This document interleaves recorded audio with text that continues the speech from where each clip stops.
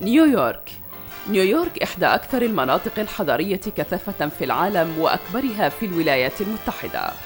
تشتهر مدينة نيويورك بمعالمها التاريخية والثقافية وأحدث الأزياء وعالم الأموال وأشهى الأطباق وأضواء المبهرة التي تضيء السماوات، فلا عجب أن يطلق على نيويورك المدينة التي لا تنام. يعيش في مدينة نيويورك حوالي 19 مليون شخص يتحدثون 800 لغة لتصبح أكثر المدن تنوعاً من حيث اللغة. يقطن في نيويورك بكل تنوعها أكبر مجموعة من المسلمين الأمريكيين، بمن فيهم مواطنة بروكلين التي اختارت طريقاً مختلفاً للهداية الروحانية، فهي أمريكية اعتنقت الإسلام حديثاً.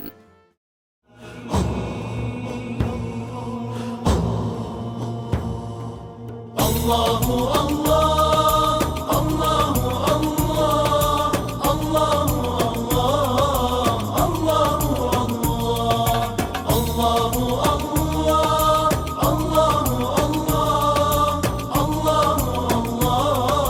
الله الله. من أنزل الأمطار وفجر الأنهار وأنبت الأزهار تزخرف الجبال، من ينشر الصباح ويرسل الرياح ويملأ البطاح برزقه الحلال. الله الله الله الله الله الله. Assalamu alaikum. My name is Jasmin Crawford. I converted to Islam a year and a half ago. I chose Islam because I believe it was the right thing to do. I was asking God for signs and to guide me. And actually I was a Catholic and I just wanted to be better Catholic. And so I was studying the different religions and I just was interested in learning. And the more that I learned, the more I liked it. And it was a little difficult in the beginning because it was hard to let go of my past, but it was, alhamdulillah, I think it's the right thing to do. Before I converted to Islam, I knew basically what most of the other people know about Islam, which is the terrorists, and that the women, are covered. And unfortunately, there are some Muslims that are not practicing, so they don't represent Islam the way that they should. And so when they hang out with non-Muslims, they give the wrong impression of what Islam is about. So I thought the same thing that most other people thought, that it was just a way of life, that people, that it wasn't really a religion, it was just what people did. I have friends who are Muslim, and so it opened the door for me to look more into it. But then I knew about Islam. I knew Judaism and Christianity and Islam. So, that's how I knew about it, but really because I had friends who were Muslim. So do you have a smaller plate? How much is a smaller plate? Just rice and curry, $5. And that's that one? Yeah. This one, you stay, I give you $2. Okay, but I'm eventually going to take it. And does that come with salad? Small one, no. I give it to you on salad. Inshallah. Can I just have a small? I don't want a lot. I don't want too much. The main thing that attracted me to Islam is La ilaha illallah. The fact that you go directly to God, because I've always gone directly to God anyway. And there's not really one particular thing, because there was so many major things that happened in my search that made me feel like it was the right thing for me. So, the Qur'an never changing was very important, and the proofs and the scientific proofs in the Qur'an, just all the little things that are in Islam that just make sense. It makes a lot more sense than the other religions. ولدت جازمين ونشأت في أحد أحياء نيويورك، وقد حظيت بدعم من أسرتها وأصدقائها أثناء مسيرتها لاعتناق الإسلام. In my immediate family, I am the only Muslim. I do have distant family members that have also converted. But as of now, I am the only Muslim in my family, inshallah. I'm working on my mother. The relationship with my parents, alhamdulillah, I love my parents. My father was very ill at the time that I was looking into Islam. I had just found out that he had cancer again. And my mother, she's such a beautiful woman, alhamdulillah. She helps me with everything. She helps me get up for Fajr. You know, she buys me halal food, and you know, she's a beautiful woman. I'm very close to my mother. My father passed last July, but it was a very good relationship. The only question that my mother asked me was, I thought you were gonna think about it. And other than that, they're not strict Catholics, you know. So, subhanAllah, they said if it makes you happy, as long as you don't go blowing up people, you know, do it. Do what makes you happy.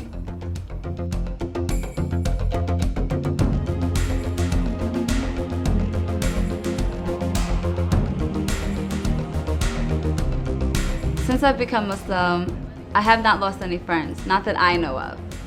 But I'm a different kind of person. Like, I don't care. If you don't talk to me, you don't talk to me. And it doesn't bother me. So alhamdulillah, so far, all of my friends and my family, or most of my family, have been very accepting of me.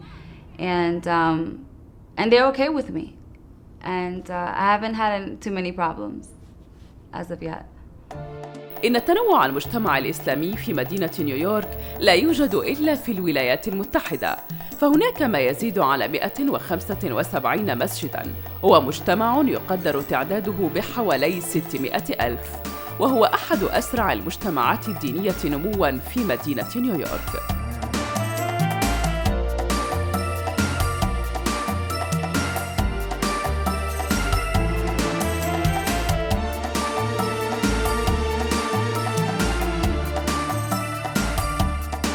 It is very easy to be an American Muslim in New York.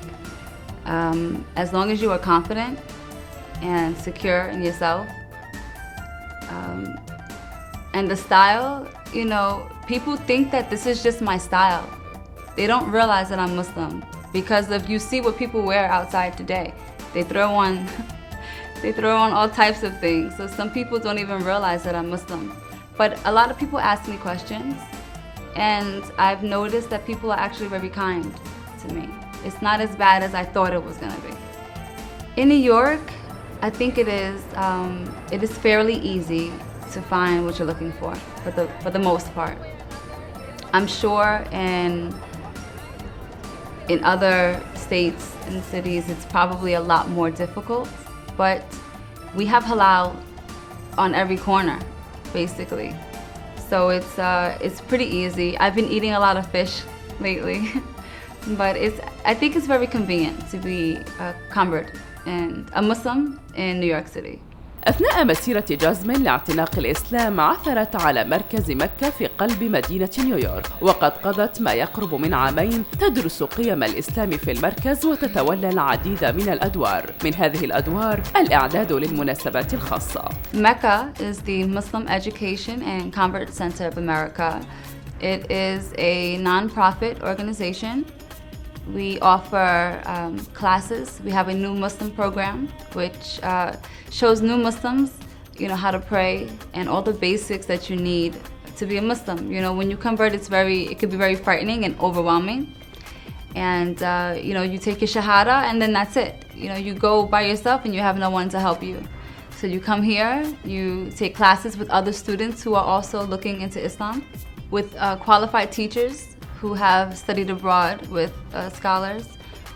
We also offer like Arabic and Aqidah and fiqh. And we have support groups for converts, you know, sisters who are going through the same thing. They're not sure they want to wear hijab, and you know, we help each other out. And we just offer a lot of great classes, not only to Muslims, to non-Muslims, but to Muslims as well. So we have converts, we have born Muslims, and we have people who just are interested in learning more about Islam.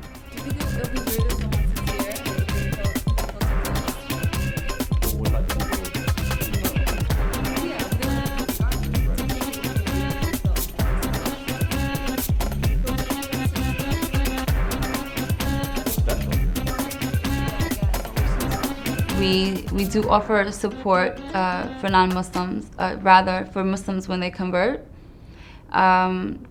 We'll have like a sister circle or a brother circle where we come in and you know, we eat and we talk about our problems or what we're going through. Some people have similar situations where their family or their friends are no longer talking to them, and it's very emotional, it's very difficult, and they feel alone.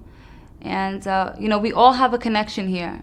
It's like a very small family, and we all have similar situations. So it's a great place, alhamdulillah. 2 and then 3, then 2, then 3. We do rows of 3? 3, 6, 9, 12. And then we still have one extra though. We We could probably do rows of 3. Our converts are from everywhere. We have myself, I'm black and white. I'm Irish and African American and Indian. And we have Chinese, we have Spanish, we have white people, we have everything here. So, you know, this is New York City. You're gonna get everything. Can I have 2 volunteers? Yeah, 3? Yeah, 3 is good. Please, to help, thank you. 43rd and 5th? I was gonna do. Assalamu alaikum, my name is Corey. I converted September of 2010. I'm originally from South Korea, but I came to America when I was 2 months old, and I converted and took Shahada in September of 2010. Originally, the woman who I was in love with was Muslim and exposed me to the religion, and we went to different masjids around the city looking for a way to get married without having me to convert, but I realized, given the doctrine, that was not allowed. So we figured that the best course of action would be to look into the religion and have me learn about the religion, and I finally embraced it in September. Ever since I converted, I've been incorporating a lot of Islam into my life, and it's definitely improved the type of person I am, not only for myself, but I feel like I'm a better person for society, not to be corny or anything, but it's definitely improved my life, so I'm hoping it's the right decision. So the transition was definitely a little difficult.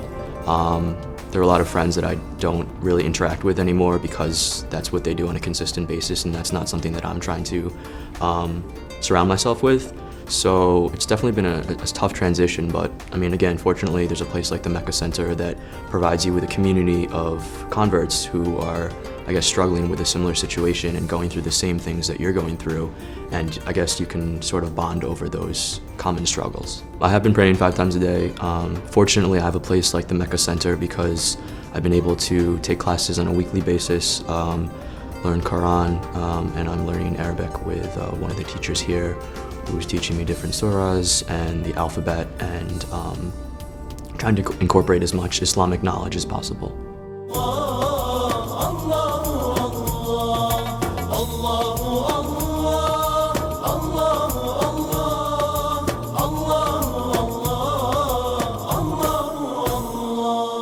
أعوذ بالله من الشيطان الرجيم بسم الله الرحمن الرحيم الله الله الله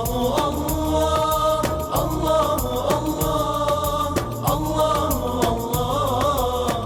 الله رب البرية صل أبديا رب البرية الله الله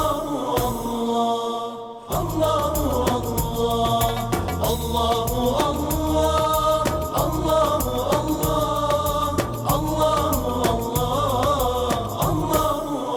we've heard about the efforts of Mecca Center for some time, and that we've always supported everything that is taking place here, in particular because of its focus on converts.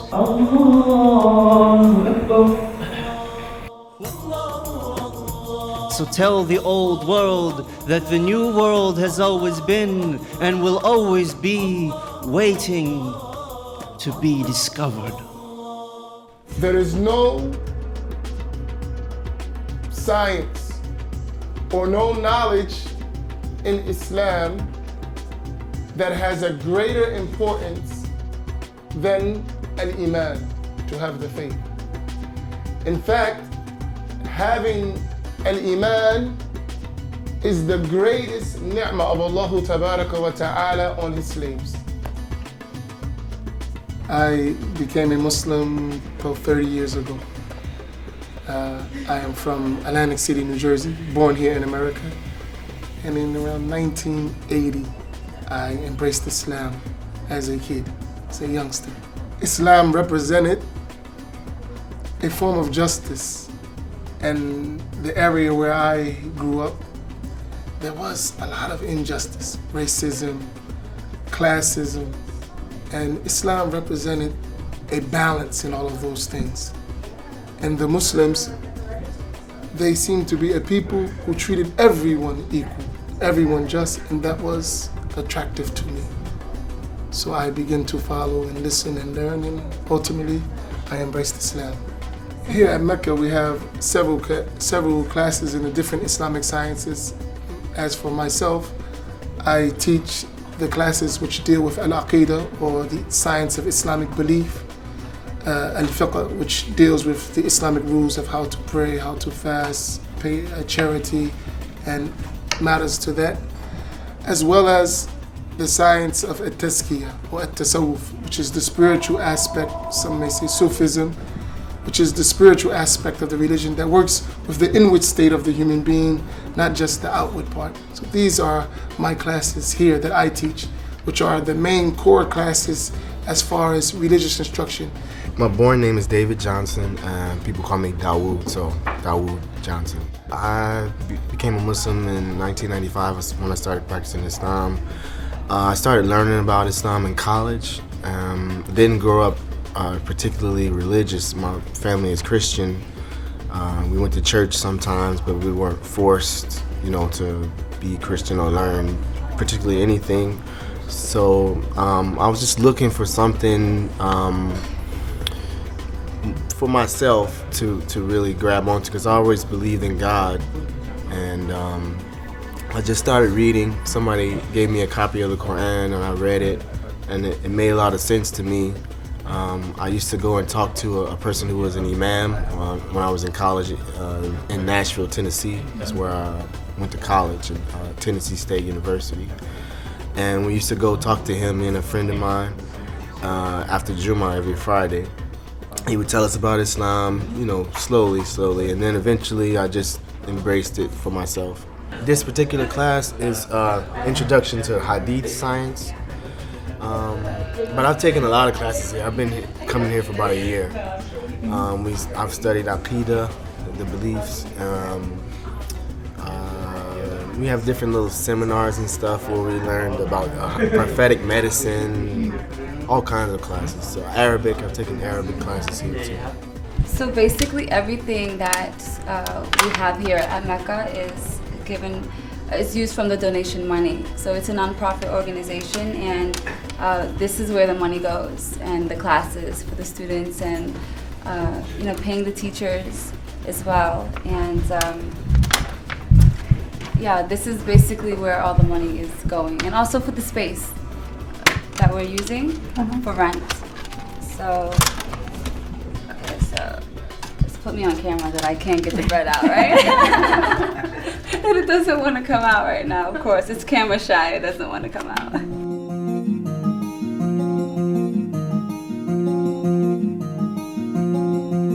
The end of this word, there's a tanween, right? And that tanween is telling us, it indicates to us that word is a noun. Obviously, in the word Muhammad, it's very obvious for us. We know it's a noun already. But maybe you're reading something in the Qur'an, for example, and you want to know, is this a noun or is this a verb? And you can use these signs to indicate and tell you what the words actually are.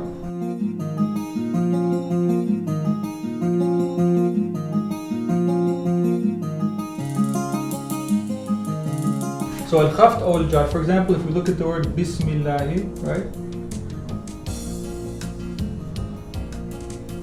Bismillahi ar-Rahmani ar-Rahim. If we look at this word here, Bismillahi ar-Rahmani ar-Rahim, right? If we look at the Bismi, you can see there's a kasra here, right? This is in the state of al-khafd, or you can call it al-jar. So this indicates that the word ism is what? It is a noun, it's a noun. Do you see that? The same thing with Allah, obviously. If you already know it's a noun, then you don't need to look for the indications. We know that Allah's name is a noun, it's a noun. But if we look at the end of the word, we see it's in the state of khafd, or jar, which the kasra indicates that state, which tells us what? That the word Allah is also a noun. And the same thing with ar-Rahman. تم تعريف العلاقة المعقدة بين المرأة والإسلام في الكثير من النصوص والثقافات في العالم الإسلامي وفي جميع أنحاء الولايات المتحدة بما في ذلك مدينة نيويورك. تمتلك المرأة تفسيراً أكثر انفتاحاً للتقاليد الدينية ودورها في المجتمع الإسلامي. I think of the people who believe that the Muslim women are oppressed is that they're just misinformed, and they choose not to read the truth about it and to open their eyes and to open their hearts, and so they're misinformed. I used to be that person. You know, before I thought the same thing. And after I opened the book and started reading, then I learned the truth. So they're just ignorant a little bit.